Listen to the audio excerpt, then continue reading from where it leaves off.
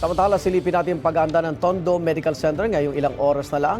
Sasalubungin na ang bagong taon. Live mula sa Maynila, may unang balita si Jomer Apresto. Jomer. Igan, good morning. All set na itong Tondo Medical Center para sa mga pasyente na posibleng mabiktima ng paputok kasunod ng pagsalubong sa bagong taon. Nakahanda na ang Tondo Medical Center para magbigay ng atensyong medikal sa mga mabibiktima ng mga paputok sa pagsalubong sa bagong taon mamayang hating gabi.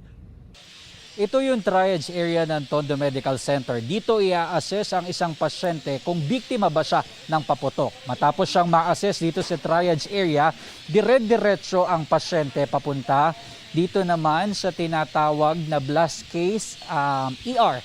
Dito sa blast case ER, maglalatag pa raw ng mga kama para sa mga pasyente na posibleng ma-admit. Pero nakahanda na ang mga gamit na posibleng gamitin ng mga doktor at medical personnel para sa mga mabibiktima ng paputok. Kabilang na dyan, itong pamputol ng buto. Ayon sa ospital, nasa 15 na ang naitatalang kaso ng firework-related injuries mula noong December 21. Doble na raw yan ng bilang ng kaso kumpara noong nakalipas na taon. 2 sa mga pasyente ay nananatiling naka-admit. May isa na nagkaroon ng lapnos sa muka, no?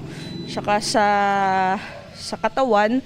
And then yung isa nagkaroon ng malaking sugat sa paa. Yung isa na sa plapla. Tapos yung isa sa King Kong. Dahil inaasahan ng pagdami ng mga pasyente mamaya, mas maraming medical personnel ang magjo-duty sa Tondo Medical Center ngayong araw. Patuloy pa rin ang kanilang paalala sa publiko na kung maaari, iwasan na ang paggamit ng paputok. Pero kung hindi talaga, no, kung naging parte na talaga ng selebrasyon natin, yung mga nanonood lang, no, kung kaya na mas malayo yung distansya dun sa mga paputok, mas maganda. And para dun sa mga anak nila, dun sa mga bata, no, mas magandang maipaliwanag na hindi laruan yung mga paputok. Igan, una nang nagbabala ang Manila LGU na posible maharap sa karampatang parusa ang sino mga makitang nagbebenta o gumagamit ng mga ilegal na paputok. At yan ang unang balita mula rito sa Tondo Medical Center. Ako po si Jomer Apresto para sa GMA Integrated News. Igan, mauna ka sa mga balita, mag-subscribe na sa GMA Integrated News sa YouTube para sa iba't ibang ulat sa ating bansa.